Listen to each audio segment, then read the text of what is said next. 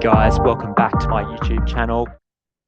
If you're new here, don't forget to hit the subscribe button, ring the bell icon to stay updated with the latest videos. Today, we have an exciting topic. It's especially important for those of you who are dreaming of owning your first home. We'll be diving into the Queensland Government's First Home Ownership Program.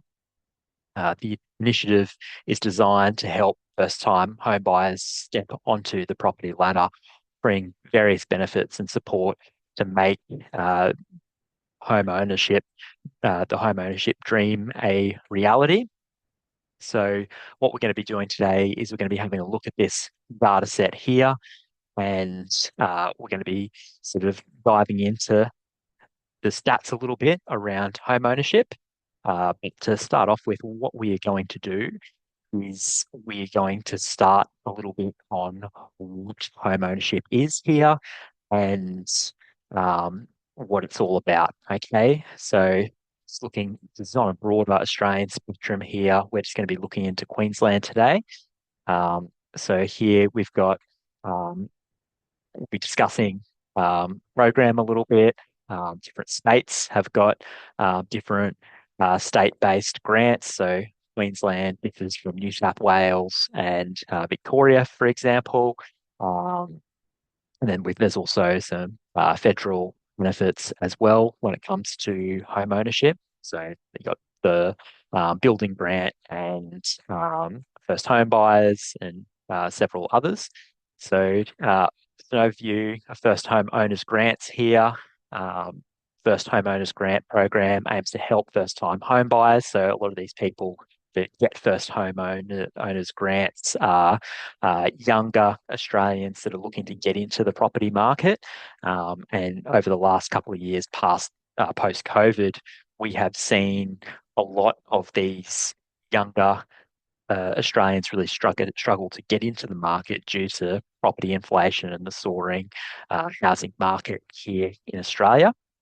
Um, to qualify for a homeowner's grant, you must be specific. You must meet the specific eligibility criteria, uh, which you have to be an Australian citizen, and you can't have previously got a first home owner's grant.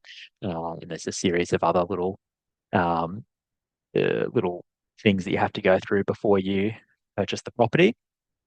Um, so there's some other things there that first that are in relation to first homeowners grants.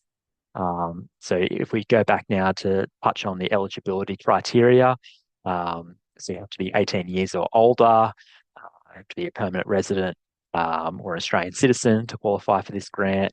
Then it says down here, you have to be a first time buyer. So applicants must not have owned property um, before to qualify for the first homeowners grant. So for this, an example would be, husband and wife. Husband has bought a property and lives there with his wife. His wife hasn't bought a property before, and she isn't eligible for the first homeowners grant because the husband or the spouse owns a property. Okay, and it's the same.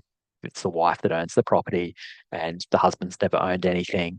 If your spouse owns a property and you live in that property, you're not eligible for first homeowners. So, if you're young, 18, through to 30, and you're sort of looking to get into the property market, uh, using the first homeowners grant and having a look at where those new builds are in Queensland, it's $30,000. It's a good way to sort of get that property up and running and get yourself into the market. All right. So next we've got analysis of state-based grants. So yeah, some different things there for different states. So yeah, different sort of benefits again here. I'm not going to go into that too much there today. Some stuff on New South Wales, and some different sort of types of grants there. Comparison of federal grants. So yeah, the home builder grant, that's another one. So it's financial incentives for first time home buyers to build new homes or substantially renovate existing ones. I've got a friend who's recently utilised these grants at first home buyers, and he bought a block of land in one of the areas we're going to analyse today, and utilise the grants from the government to build some equity in his property without having to dig in to his own pocket, which is a great way to get some equity straight in by just utilising the government grants. If you're just looking at building a little bit of um, build a bit of wealth and you don't sort of have a lot of savings. In this instance, this guy, had the savings and the financial backing behind him, but chose to uh, go and really use those government grants to increase his wealth building. So um, that's another. So we've got also got first home loan deposit scheme. So this scheme supports first time home buyers by allowing them to purchase homes with a smaller deposit. So that's another one that sort of has sort of gained popularity as far as implementing policies to make housing more affordable for younger Australians. Um, okay, so next, we've got advantages and disadvantages of federal grants. So weighing it up, you understand the advantages. So federal grants offer financial support without the obligation of repayment, making them an attractive option for funding.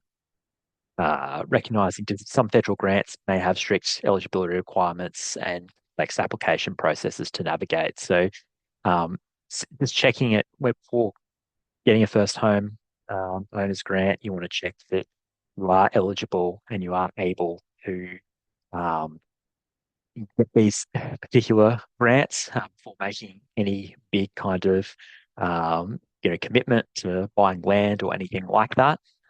So you want to make sure you've got all your ducks in a row. Um, then you want to weigh up pros and cons before moving further.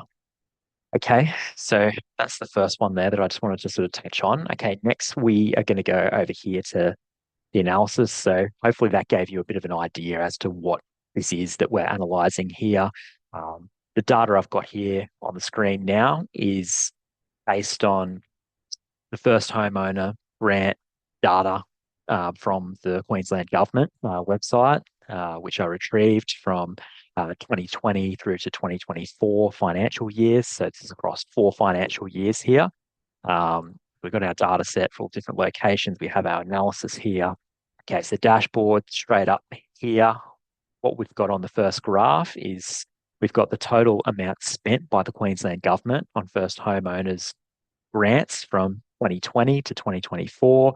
So we're going to add the 3 zeros here to the total data value here because that's what total amount is. So between the last 4 financial years, the Queensland Government has spent $70 million there in homeowner grants in Logan and Beaudesert. So you can see there that, and then how much in Ipswich, 54 and a half million or 54,500,000 roughly. I'm sort of rounding these just to give you an rough indication, and then 41 million here for Sunshine Coast. So we can see here that first home buyers that are using the first homeowner grants, they actually can't afford to live in inner city Brisbane. So they're buying in the outer suburbs, such as Logan, Ipswich, and going up to the Sunshine Coast. And probably these are probably professional people that are doing the commutes to work that are very much sort of conscious of you know the expenses and drawing up too much debt trying to live in the city Brisbane. And they're just trying to really utilize what they can to get themselves up and running. So um, that's kind of interesting to have a bit of a look. So if we have, this all contributes to the growth that we've seen in these markets like Logan, Ipswich, Sunny Coast, Moreton Bay, Gold Coast, Brisbane South. That's kind of like probably more your West End type region where there's quite a few kind of new build, maybe apartments say, and first home but owners have sort of gone in there, the grant, bought in, and sort of got themselves a bit of a foot through the door in the market. Cairns has been quite popular because that, in Cairns and in far north Queensland, you can get a lot more for your money. So if you come from Brisbane, for example, and you're a teacher or you're an accountant, for example, and or an engineer, and you decide that, okay, you know, don't I want to use the gut first homeowners grant and buy a property, but I can't afford to, really get much for my money here because 30K isn't really going to get me much of a deposit for a Brisbane property because Brisbane apartments in the inner city centre in blue chip areas now, we're looking at 6 to 800,000 at least, 600 for old brick rundown, 800 for the newer builds for a two bed, two bath or two bed, one bath. So those guys are going, okay, well, we can't get anything there. So they're looking at other markets. Cairns, okay, well, we can still get a 300K apartment in Cairns, and then it's your 30K, that's your 10% deposit. You borrow whatever it is off that, after everything else that you've paid, maybe you're borrowing 270, 280, and you just get yourself a foot through the door there. And then we're looking down Wide Bay, Townsville. It's the same thing as Cairns. You can still buy an apartment, 400K in Townsville. And that sort of allows an opportunity there for these first homeowners to get in the market with this. Potentially, they might have 30,000 in savings and they get another 30,000 for first homeowners, and they've got 60,000 deposit available to use there. Then they can potentially maybe even buy a basic house in these markets. So that's where it sort of gets sort of suitable for more younger families. We come down and then you see in Mackay, same sort of thing, but the big areas here where the government is giving out the most amount of money is Logan, Ipswich, and the Sunny Coast. Okay, so that just gives people a bit of an idea as to who's using these grants and where they're in what markets and what suburbs they're buying in. Brisbane West, western suburbs of Brisbane, really expensive, so it doesn't surprise me that the government's only um, given out 3.2 mil in that time over the last 4 financial years for first homeowner grants in Brisbane West, because people who are from Brisbane West in some of the more affluent areas, they would then go, okay, we can't afford to buy here. We'll buy here. We'll buy an investment property in Ipswich where we can use this grant. And then you've also got places like Toowoomba that are becoming more and more popular just due to the fact that there's promising infrastructure grades in the region, Camp Airport, turning Toowoomba into a real transport and logistics hub for a lot of different industries. And then we've got that same sort of growth, I guess, in Townsville and Cairns in the renewable energy sector, with a lot of programs happening up there in that space. So that's also kind of subjective to growth in Townsville and Cairns, is subjective to what government gets in place next and what happens with a lot of those renewable energy projects up there. So that's just another kind of point of view there if you're kind of looking at this from an investing standpoint. So um, just here, just a few points. First homeowners are capitalising on lower entry costs within these regions, which is basically what I've just sort of said. Infrastructure development upgrades throughout these regions are promising for future capital growth. So we know that Toowoomba has promised there. Ipswich is developing Sunshine Coast. They're talking about a rail system to go from a speed rail system to go from Brisbane to the Sunshine Coast. It'll get that commute back in half. It might be 45 minutes to travel or 30 to 40 minutes to get from Sunny Coast to Brisbane, which will make it quite desirable for professional people who work in Brisbane City that want to live at the beach. Okay, so on the last point I want to make here is that there's some strong rental yield within these regions due to strong rental demand.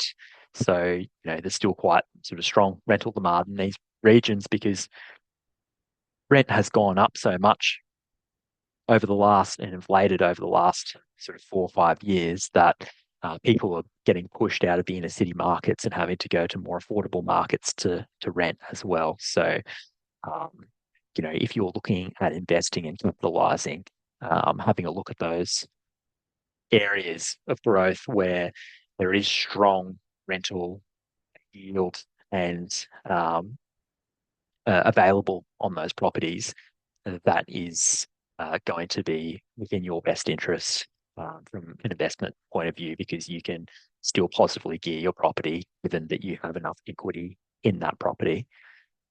Okay, so next one we have total number of first homeowner grants given out over the same period by regions. So um, if I'm just looking through this, we can see here that in these 4 financial years, there was 4,557 homeowner grants given to Logan.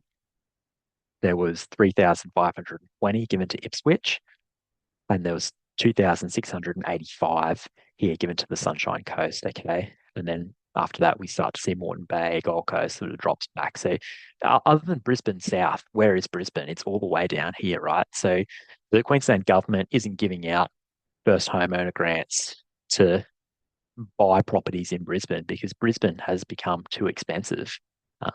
And this is the key insight from this analysis is the people using first homeowners grants now using it to buy in other markets, in other locations, um, to sort of get themselves a foot through the door in the market.